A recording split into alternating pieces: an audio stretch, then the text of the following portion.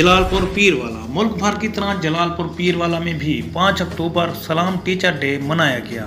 आज के दिन ऐसे ही एक शफीक इंसान अजीम मुअल्लिम मोहम्मद तैयब सदीकी जलालपुर पीरवाला के government higher secondary school boys से अपनी मुद्दत मुलाजमत पूरी होने पर रिटायर्ड हो गए।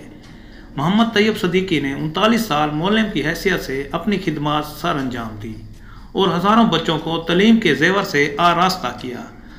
5 अक्टूबर के हवाले से मोहम्मद तैयब सदीकी के एजाज़ में स्कूल के प्रिंसिपल और स्टाफ की जानिब से अलविदाई तकरीब का इनेकाद किया गया। तकरीब में मोहम्मद तैयब सदीकी की तलीमी खिदमात को खूब सराहा गया। इस मौके पर मोहम्मद तैयब सदीकी को फूलों के गुलदस्ते पेश करके स्कूल से रुखसत किया गया। इस मौके पर हर आंख अश्क बार दिखाई दी। Imtiaz Somru, VSB news, Jalalpur Pirwala.